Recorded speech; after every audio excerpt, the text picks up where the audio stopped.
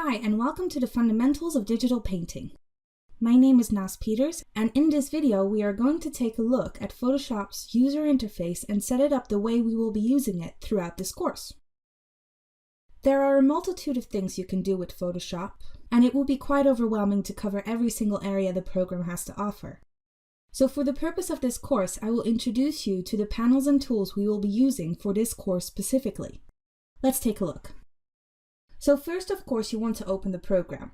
Most likely, the user interface you have won't match mine. I will start off by showing which panels you want to keep and which you can remove. You have the toolbar on the left side. You can change the size and tool composition of it by clicking the arrow at the top of the bar. I prefer mine with 2 rows of tools rather than just one long one. You can use the same arrow on the panels on the right side of the program to keep them collapsed or leave them open. I like to have my layers open constantly, but the other panels which I use less often, I keep collapsed so they don't shrink the canvas visibility down. There is a panel that doesn't need to be there. This will show you how to grab a panel and remove it from your interface. Click on the icon of the panel you want to remove and drag it out of the sidebar. You'll see that a small cross will appear at the top right corner. Click on this to make the panel vanish. If you accidentally lose a panel you wanted to keep, you can simply go in Window and find it in the drop-down menu there. The panels we want to keep are the History panel, the Swatches panel, and the Brush panel.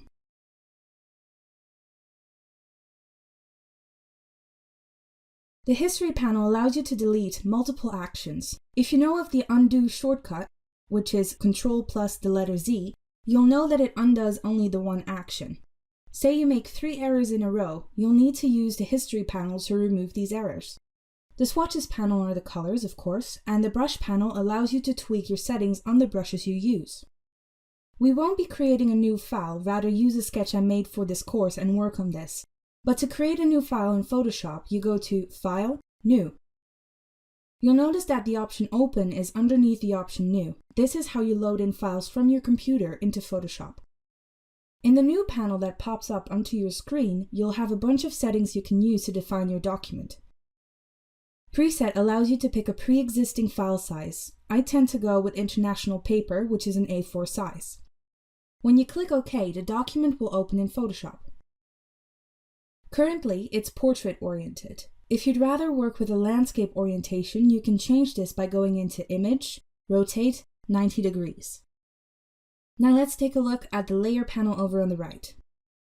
You can create a new layer by clicking the layer icon at the bottom right of the Layer panel.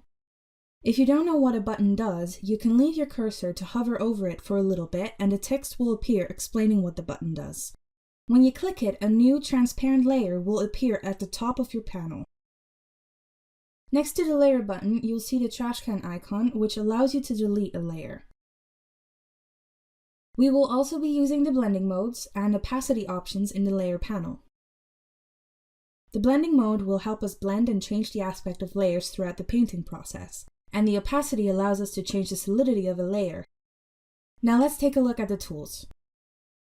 This will be a short overview and introduction to what the tools are and what they do. I'll explain how to use them when we'll need them in the illustration. First off, the brush tool. There are several things we will use to set up the brush tool. We have the brush panel, which allows us to change the settings on a brush. At the top, underneath the menu, you have the navigation bar. The options there change when you switch tools. Right now, the options for the brush tool are visible. We will be using the opacity, the flow, and then of course the brush size and selection.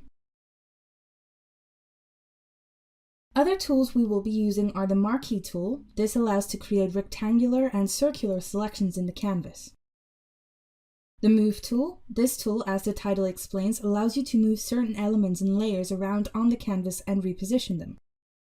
The Lasso Tool. This tool is similar to the Marquee Tool as it allows you to create selections, but unlike the Marquee Tool, it allows you to create any shape of selection as you have to trace the shape yourself.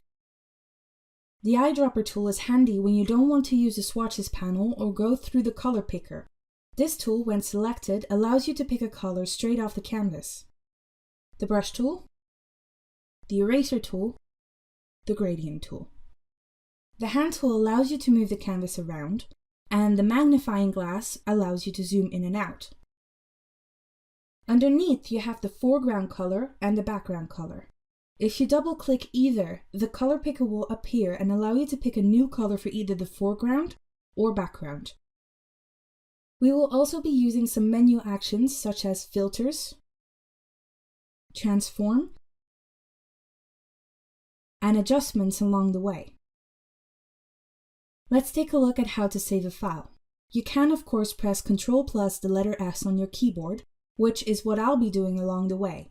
I won't be reminding you though, as this is pretty straightforward, so just remember to save your file regularly by pressing Ctrl plus the letter S on your keyboard as you work on it. Let's take a look at the saving panel though. Go into File, Save or Save As, and the panel will pop up. You can pick a location of where you want to save the file on the left, give it a title in the File Name section, and choose the file type underneath. We want to keep the layers and not flatten the image until the illustration is complete, so we want to save it as a PSD file. When you're done, click Save. There we are. Everything is set up. In the next video, we are going to take a look at mouse versus tablet, and I'll explain why using a tablet would be preferable in this case. We will also be looking at some shortcuts to remember. Thank you for listening.